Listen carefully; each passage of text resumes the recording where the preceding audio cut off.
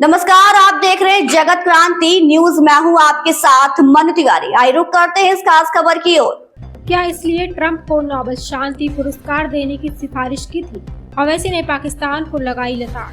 All India मजलिस Ittehadul Muslimeen AIMIM प्रमुख असदुद्दीन ओवैसी ने Iran के 3 परमाणु प्रतिष्ठानों पर अमेरिकी हमलों को लेकर डोनाल्ड ट्रंप और उन्हें नोबेल शांति पुरस्कार देने की सिफारिश करने वाले पाकिस्तान को जमकर लताड़ लगाई।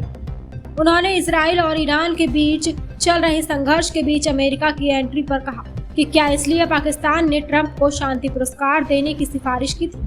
क्या इसलिए पाकिस्तान के सेना प्रमुख असीम मुनीर अमेरिकी राष्ट्रपति के साथ लंच किया था? आज वे सभी बेनकाब हो गए हैं। ईरान पर अमेरिकी हमलों पर AIMIM प्रमुख ने कहा, यह अंतर्राष्ट्रीय कानून और संयुक्त राष्ट्र चार्टर का उल्लंघन है। ऐसा करके मुझे यकीन है कि आने वाले 5 साल में ईरान एक परमाणु राज्य बन जाएगा। हमले से पहले ईरान ने अपने भंडार को स्थानांतरित कर दिया होगा। यह एक निवारक नहीं होगा। अब कई अरब देश सोचेंगे कि उन्हें परमाणु क्षमता की जरूरत है। उन्होंने कहा कि हमें यह भी याद रखना चाहिए कि 16 मिलियन से अधिक भारतीय खाड़ी और मध्य पूर्व में रहते हैं। अगर उस क्षेत्र में युद्ध छिड़ जाता है तो दुर्भाग्य से बहुत संभव है तो इसका वहां रहने वाले भारतीयों पर गंभीर प्रभाव पड़ेगा। भारतीय कंपनियों ने इन सभी अरब देशों या खाड़ी देशों में जो निवेश किया है और विदेशी निवेश का एक बड़ा हिस्सा इसी क्षेत्र से आता है। ईरान के पास परमाणु हथियार होने के बारे में सिर्फ अफवाह फैलाई गई। इराक में भी यही किया गया था। सामूहिक विनाश के हथियार वगैरह वगैरह कुछ भी नहीं निकला। असदुद्दीन ओवैसी ने कहा कि अमेरिका की ओर से किए गए इस हमले से नेतन्याहू को मदद मिली है, जो फलस्तीनियों का कत्लेआम करने वाला है। गाजा में नरसंहार हो रहा है और अमेरिका को इसकी कोई चिंता नहीं है।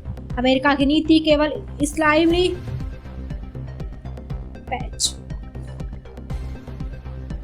अमेरिका की नीति केवल इजरायली सरकार के अपराधों को छिपाने की है। गाजा में जो हो रहा है वह नरसंहार है और कोई भी इसके बारे में बात नहीं कर रहा।